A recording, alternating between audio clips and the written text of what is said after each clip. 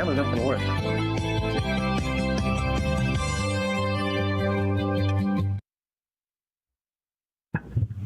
I love that intro every time I see it, though. Yeah, I mean, at what episode do we stop laughing after we see the intro? Yeah, I will be on it. I smile every time I see your logo. Steve, a pleasure to be with you. It's a special edition of Bourbon and BaaS On the road because we're together.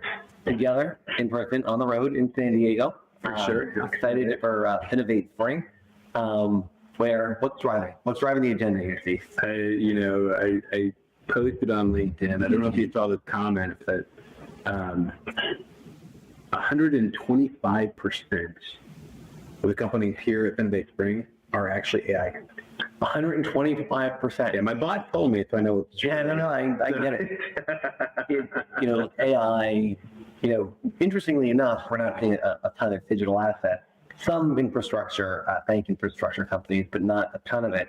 But it's all AI. I mean, everybody is for sure. And I sat in on a couple of sessions yesterday, and it was sort of how are we thinking about it? How are we engaging with it? How are we incorporating it? Right. What are the safety measures? And it's overwhelming because everybody, the way it seems to me, is that everybody is doing everything, right? Mm-hmm. I think everybody is utilizing AI. And I've used this example a couple of times where we talked about, back in 2012 and 2013, the concept of alternative data for underwriting. The question was we all used to love to talk about alternative data, but how many were actually using alternative data, right? For traditional credit score. And I find that, don't get me wrong, right? Members of AFC who are innovating in tremendous ways utilizing AI, but they're for all the talk, you kind of start to wonder how many of them are going to actually, one, build a true real product, and then number two, are going to succeed and scale with that product. I mean, there's so much that's going on in the market. I made a lot of fun of the 125%. Let's be honest. That's what I do. I'm a sarcastic jerk. I also gave a keynote here, and what the topic was, it was AI. So you're part of the problem. I'm part of the problem. No, but it's not a problem. Well, let's be clear about something. It's not a problem, right? It is sort of the topic of the day, right? It's sort of when we started talking about, again, I go back early on to marketplace lending, or peer lending before marketplace lending. We started banking as a service, and then there's iterations where there's time where everybody was talking about banking as a service, and then we should change the name to embedded finance, and there's been a number of iterations. Those were the conversations. That just dominated everything. And now you're seeing sort of another evolution in terms of the next iteration of product. But that's, Steve, what's so interesting about it is we criticize traditional financial institutions. We absolutely on lacking not just the ability, but the hesitance, the vision. They lack the vision, they're hesitant to change. They're sort of, they built whatever, they built their business, and they just want to maintain that. For us, in the fintech ecosystem, the responsible fintech ecosystem, we're always iterating. I mean, we are always iterating, and that it's exciting, but also challenging. For sure. In AI, it's going to fundamentally change the way we work. It is here, we either embrace it or get left behind. I think those are the two choices. I think venture capitalists, I've seen so much money just insanely being poured out all over and there's no way all of these AI companies survive and thrive in these sets, but there are going to be huge opportunity. So as much as I like to poke fun, I'd be remiss if I didn't say this is the future, this is where it's going. And BaaS, embedded finance, to agentic commerce, to stablecoin, huge topic as well. All the money that's programmatic, and you can have this ecosystem. Your agents are going to transact. This world is changing, and it's changing rapidly. Yes, there's a lot of hype. Yes, is there a bubble? I think there is. Yes, and I think companies, a lot of new companies, a lot of opportunities, a lot of them will fade away. So you can't be ignorant anymore. I said ignorant. I'm making fun of myself now. But No, it comes back down to if I can be so bold, sort of cutting through the deal, right? Right. Because I think everybody wants to talk about sort of how they're utilizing AI instead of to do X, Y, or Z, right? In financial services. Yeah. The two things are, number one, do they appreciate the regulatory nature of the space, right? In terms of what they can do, what they can't do. And number two, can they do what they say they can do? Right. And I'm excited. I think that we're doing an event with our AFC member CEOs in a couple of weeks. Okay. Am I invited? I'm still waiting for that. Standing invitation, please. Standing invitation. We'll do another on-site recording, hopefully. Perfect. Yeah. And when I started talking to some of the CEOs to ask them, who do you want to be there? Who should speak? What should And be the CEOs, if you're going to join us, bring a bottle of bourbon. We'll gladly record with you. Just We're accepting. yeah, we're open to. And every one of them said the AI. Right? The response was, "Oh, we really want to dig into AI." I said, "Well, aren't you talking to people all day, every day?" And again, what I kept hearing over and over again is, "Look, we don't know what's right. Right? We don't know." And sort of, we recognize the efficiencies that we can do internally, and again, I think everybody's using AI in some way at this. The question just is sort of when it comes to partners in terms of the offering when it's real. So we're excited at our event, like we invite Anthropic to come and speak. Incredible to really come in and talk about like what can be done and how do you use it, how do you think about it in a regulated space, and really answer all those questions. I think that especially our indicative bank, but also our fintech companies who are really, really eager to learn. And so again, just one of many, many speakers going to come to this event, but I think it's because fintech companies bang a lot in our space and just want to kind of cut through the noise, right? And For get sure. a better idea of what the people. I mean, how could I navigate this conference here in San Diego when 125% of companies are looking for bankers that should be interested in AI, right? Like I'll admittedly limited my time at the expo because I was just being inundated with these use cases that I think are premature. I think they're real. So don't misinterpret that. Like I probably have more AI subscriptions than most people, but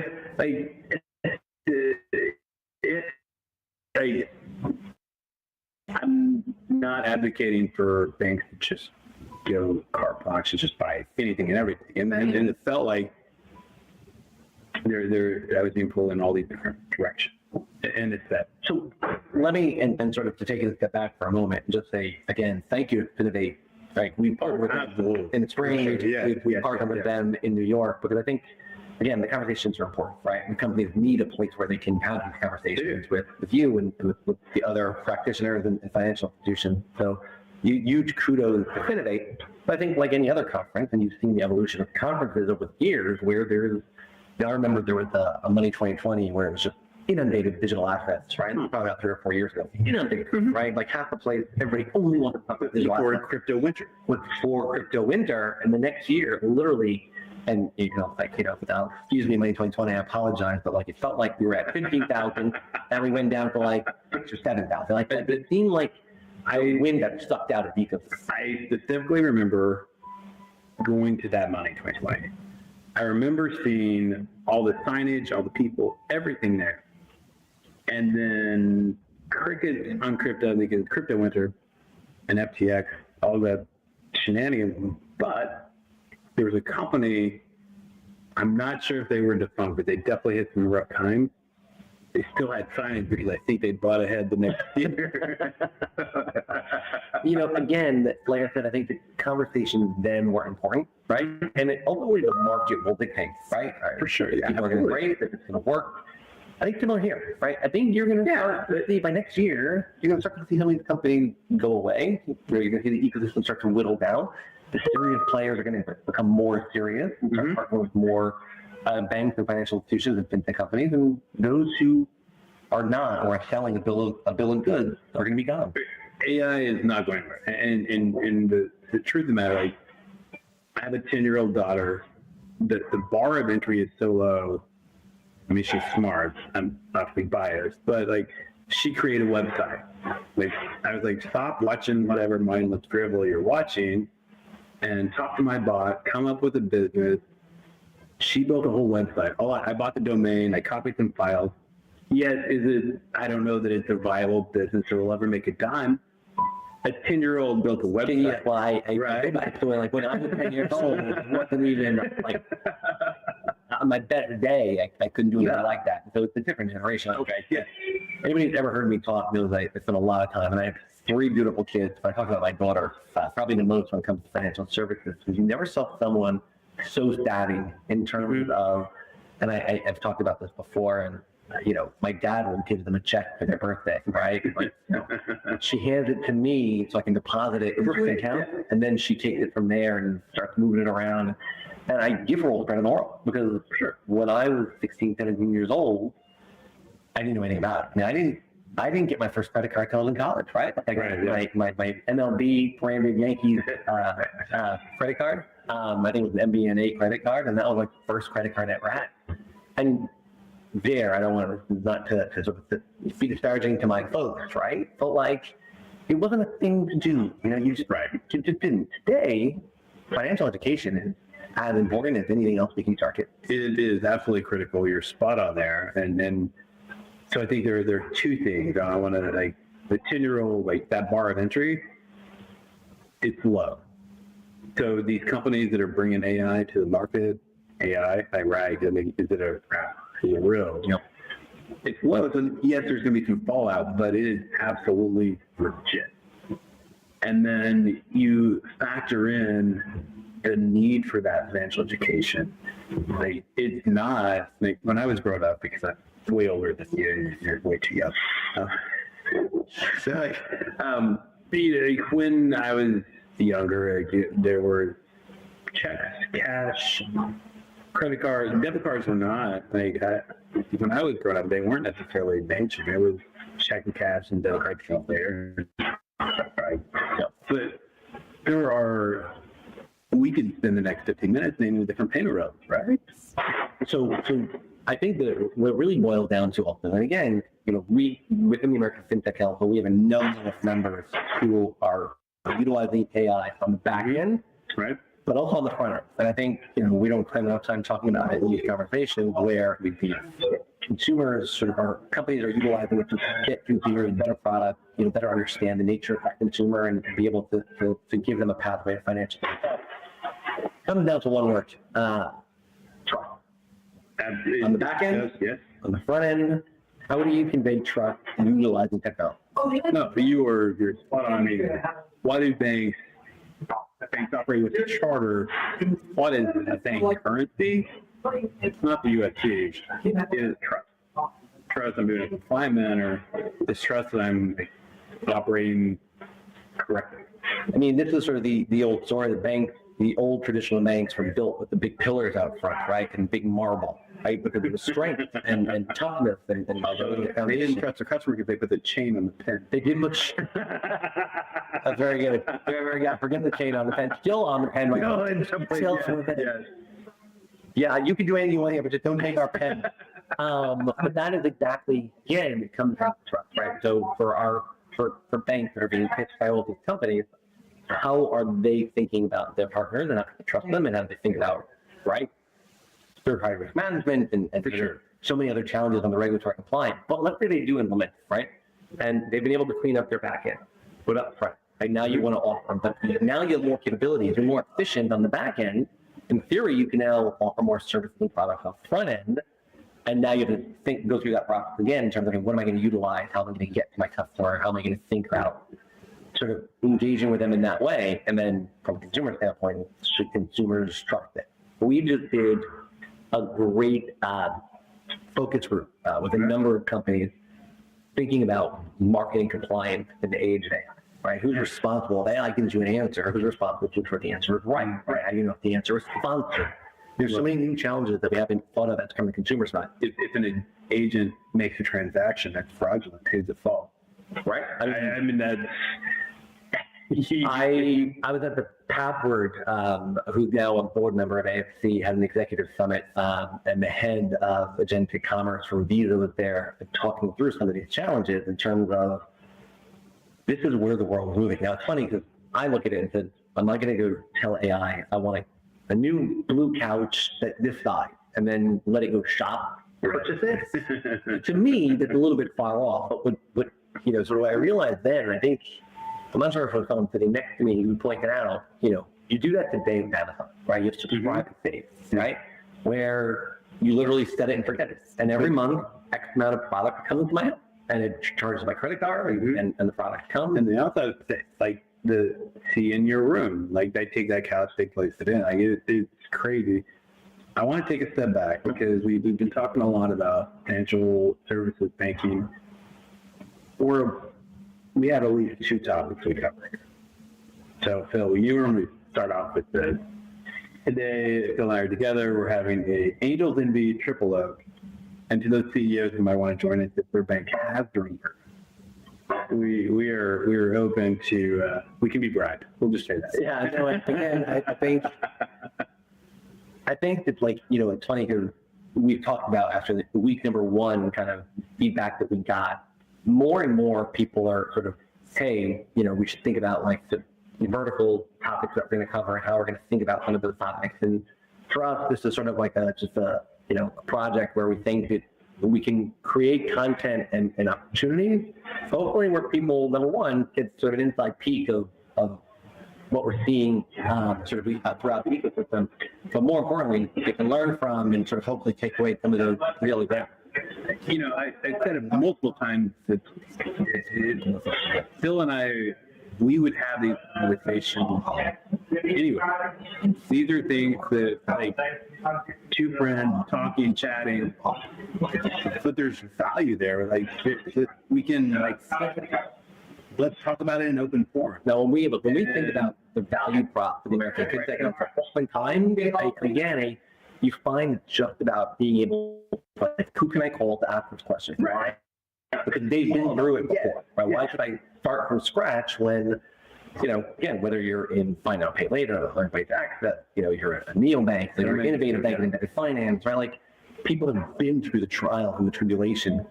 If you're just starting out and you're trying to learn, or you've been in it, but you have questions, the idea that there's an opportunity and a network and people to talk to get to those answers, I think, is important. For sure. And Phil knows stuff. He knows people. I just know people. So we're going to talk about it, and we'll have guests come join us. And if you want to be a guest, let us know. But we just want to have that open dialogue. That's, I think, the biggest issue around finance is the general of people don't talk about it. So I'm so private with it, I don't want to talk about it. So go back to education, right? And so there's so much progress that can be made just by having that conversation. So again, I think that goes, again, I always look at it from a consumer standpoint, right? But again, within the industry, right? It's not about a competitive space of I do it, I can't tell it. I've often told the story, I was on a phone call with Eric Sprink, who's the current CEO of Coastal Bank. And we were on the phone with another bank, a smaller bank, who was trying to understand banking and service, that. And Eric was like emphatic in that, I'm going to give you my playbook. I'm going to give you my note. I'm going to give you my loose leaf. I'm going to send it to you. Like, and the banker called me after and he said, "Is she serious? Did you actually send me his playbook?" I said, "Yeah, he's serious, because you getting into embedded finance and doing it the right way, it's critical for the entire system, right? It only takes one bad apple to ruin the entire bunch." And so, Eric is just sort of, again, and if you've ever met him, it sort of comes with a certain enthusiasm, but with excited. Like, here's what we struggled with, here's how we overcame it, and here's how we have become effective today. So, I think there are 2 things I'm going to bring up. Something I love about this space, it's not only financial services, it's not only embedded, but it feels especially unique. I don't know if it's not unique, but it's prevalent. That's what people aren't looking out for themselves only.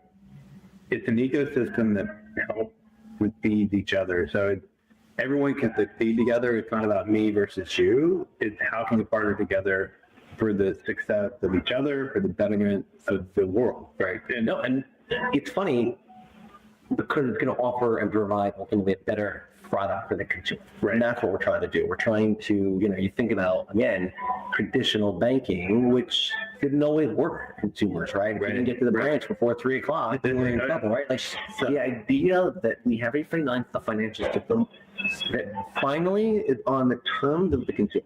People ask me all the time, well, why do banks have to embrace this technology, that technology? It's not because the banks, are doing it for their own sake. They're doing it because the consumers are demanding it, right?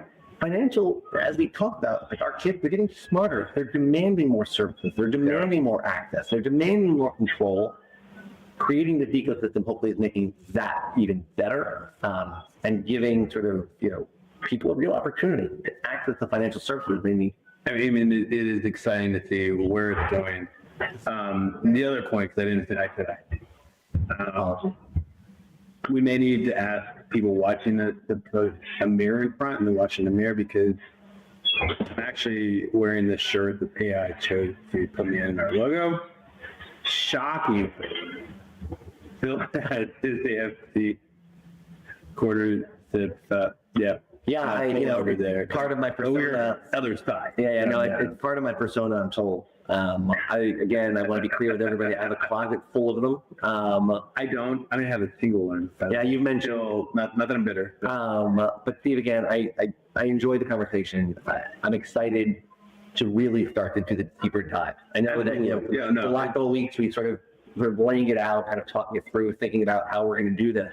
I'm excited to get even deeper. That's what this is about. It's about providing value. It's like, let's have the conversations that need to be had. Let's have it in a fun way that's beneficial to others. So that is absolutely what I want to do, and you want to do, and it's going to be a heck of a lot of fun. Well, excited. Coming to you live here in San Diego, California from Finovate Spring. Excited for another installment. Really eager, like I said, to keep going, find new ways to drive this conversation and the entire industry forward. Absolutely. Cheers, Phil. Cheers. Cheers. Yeah, put that laugh right up. There's no way to download. Yeah, cut that part out. It's right over there. It won't move.